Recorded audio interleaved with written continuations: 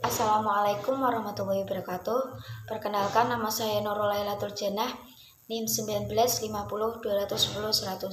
Di sini saya akan mempresentasikan jawaban dari pertanyaan-pertanyaan yang Bapak dosen berikan.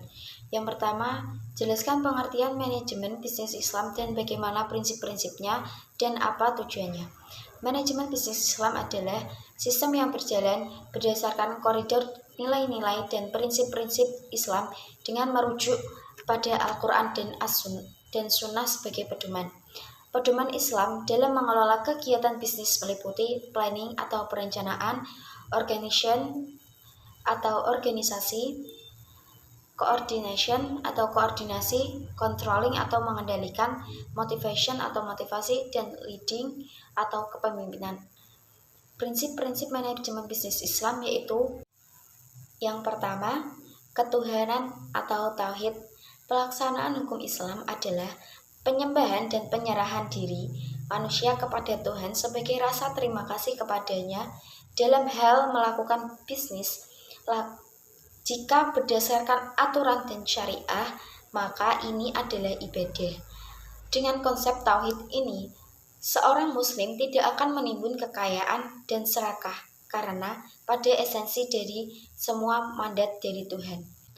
Yang kedua yaitu keadilan dan keseimbangan dalam hukum Islam mengharuskan kita menegakkan keadilan kapan dan di mana saja. Sebab semua tindakan harus dilakukan secara adil dan sisanya adalah konsep yang menunjukkan keadilan sosial untuk sesama pebisnis. Yang ketiga yaitu kebebasan. Kehendak bebas adalah prinsip yang memberikan seseorang yang percaya bahwa Tuhan memiliki kekuasaan atau kebebasan mutlak. Seseorang muslim harus dapat menggunakan kebebasan untuk menerapkan tauhid dan keseimbangan, sehingga kehendak kebebasan harus sejalan dengan kepentingan-kepentingan individu atas kepentingan masyarakat. Dan tanggung jawab yang terakhir, prinsip ini adalah hasil atau konsekuensi dari prinsip kebebasan. Kami bebas melakukan apapun, tetapi kami juga harus ingat bahwa setiap pilihan yang kita jalani harus bertanggung jawab. Dengan itu, tujuan manajemen bisnis Islam adalah bahwa kita ingin menyembah Tuhan hanya untuk mendapatkan ridho, hadiah, dan berkah dari Allah Subhanahu wa Ta'ala, sehingga kegiatan bisnis yang dilakukan sesuai dengan aturan syariah dan menghasilkan masalah untuk setiap manusia. Pertanyaan kedua, bagaimana Anda mengatur waktu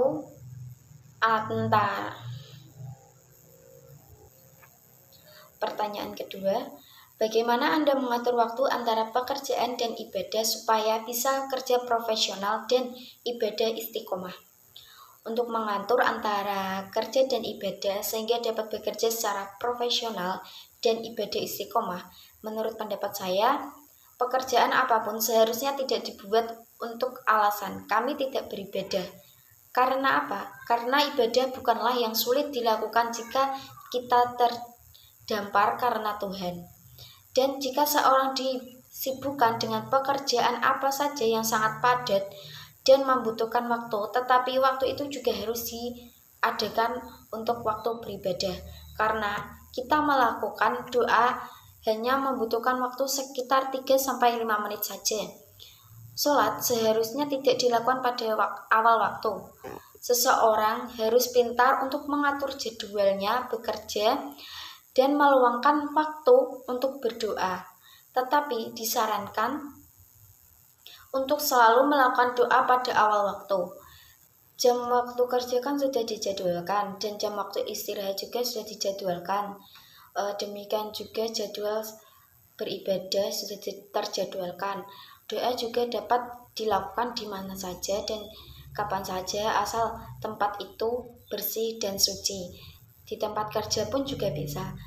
Jadi hal yang salah jika kita meninggalkan ibadah karena hanya untuk bekerja. Yang ketiga, dalam proses bekerja, perencanaan, pengorganisasian, pelaksanaan, dan pengawasan sudah ada di dalamnya, tetapi hasilnya tidak sesuai memenuhi target yang diharapkan. Bagaimana sikap kita? Menurut saya, hasil yang tidak sesuai memenuhi target, maka kita harus mencari tahu apa penyebabnya yang tidak mencapai target tersebut. Apa mulai dari hal perencanaan, pengorganisasian, pelaksanaan, atau dalam hal pengawasan. Karena apa? Karena keempat fungsi yang saling terkait. Jika satu fungsi tidak dilakukan dengan benar atau tidak dilakukan dengan baik, maka di dalamnya terdapat hambatan, itu akan mempengaruhi fungsi-fungsi yang lain dan mempengaruhi tujuan yang ingin dicapai. Setelah mengetahui penyebabnya, lalu lakukan evaluasi rencana yang tidak pantas atau tidak sesuai yang kita dapat memilih yang merupakan yang terbaik dan sesuai untuk mencapai tujuan yang efektif dan efisien. Yang keempat, apa dampak positif dan negatif dalam sentralisasi manajemen dan bagaimana sebaiknya penerapan sentralisasi dan desentralisasi? Yang pertama itu ada dampak positif dan negatif sentralisasi manajemen adalah yang pertama, dari segi ekonomi, dampak positif yang diberikan oleh sistem desentralisasi ini adalah perekonomian lebih terarah dan teratur. Pada sistem ini hanya pusat saja yang mengatur perekonomian. Sedangkan dampak negatifnya adalah daerah seolah-olah hanya dijadikan sapi perahan saja dan tidak dibiarkan mengatur kebijakan perekonomian masing-masing, sehingga terjadi pemusatan keuangan pada pemerintah pusat. Yang kedua, dari sosial budaya. Dampak positif, perbedaan kebudayaan yang dimiliki bangsa Indonesia dapat dipersatukan sehingga setiap daerah tidak saling menonjolkan kebudayaan masing-masing dan lebih menguatkan semboyan Bhinneka Tunggal Ika yang dimiliki oleh bangsa Indonesia. Sedangkan dampak negatif yang ditimbulkan sistem ini adalah pemerintah pusat begitu dominan dalam menerapkan seluruh aktivitas negara.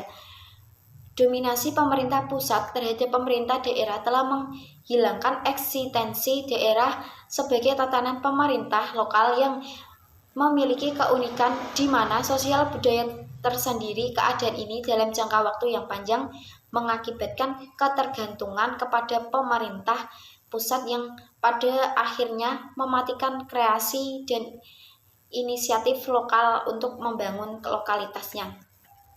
Yang terakhir yaitu dari segi keamanan dan politik.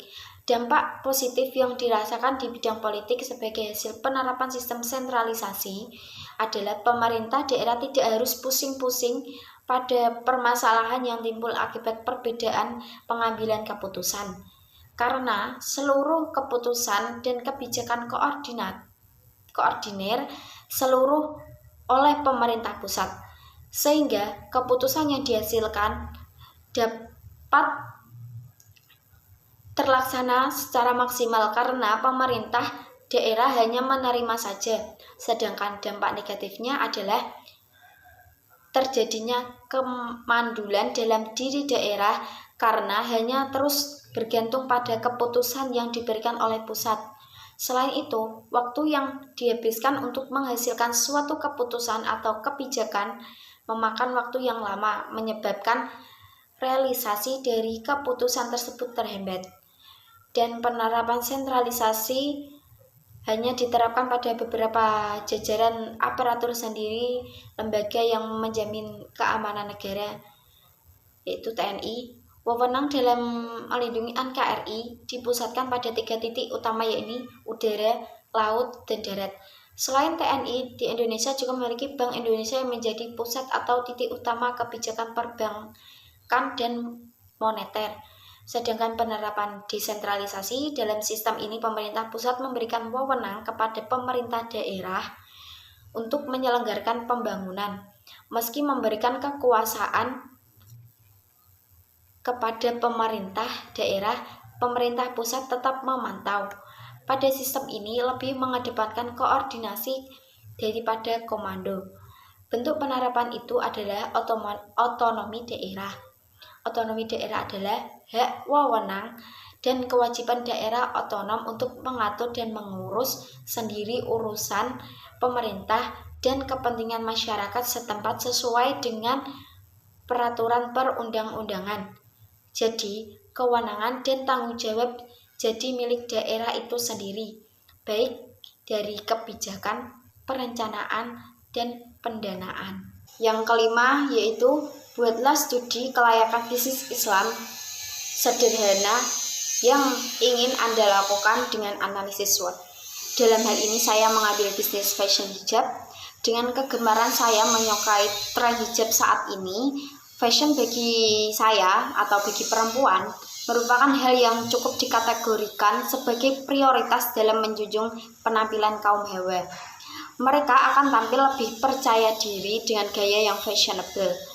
Dengan kondisi tersebut, maka kaum hawa selalu berusaha untuk tidak ketinggalan tren model-model terbaru. Akibatnya, permintaan terhadap dunia fashion selalu meningkat. Hal tersebut juga dalam hal dengan permintaan terhadap hijab. Analisis SWOT dari SWOT dari bisnis hijab ini yakni yang pertama strength. Hijab merupakan kewajiban bagi wanita muslimah, oleh sebab itu sebagai solusi yang tepat bagi kaum wanita. B. Memiliki harga yang terjangkau serta memberikan kepuasan bagi para konsumen. C. Selalu berinovasi sesuai dengan kebutuhan target market. D. Memiliki kualitas produk yang baik. Sedangkan kelemahan atau weakness yaitu biasanya dari promosi, minimnya SDM yang tersedia, alat yang digunakan dalam produksi masih sederhana. Yang ketiga itu opportunity atau peluang.